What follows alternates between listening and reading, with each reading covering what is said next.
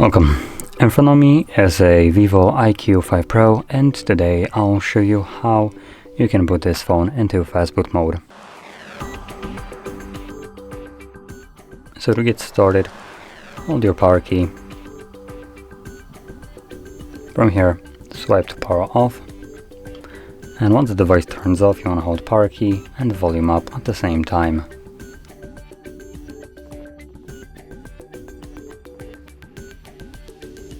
And once you see that VIVO IQ logo, you want to let go of those keys immediately.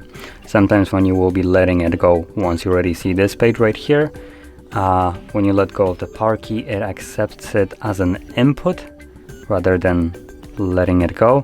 So this option right here is a reboot option, which just kind of leaves this. So when letting go, you see that the screen automatically turns off. Start holding those keys once more immediately. This will then again boot you back into here. Anyway, from here, as you can see, we are in FastBoot mode right now, and now we have two options. We can either reboot the device just to leave this mode, or we can boot to recovery mode. And you navigate between those two options using volume keys, and power key will be used to confirm the selected option. So because I want to leave this, I'm going to stick with the first one, and there we go.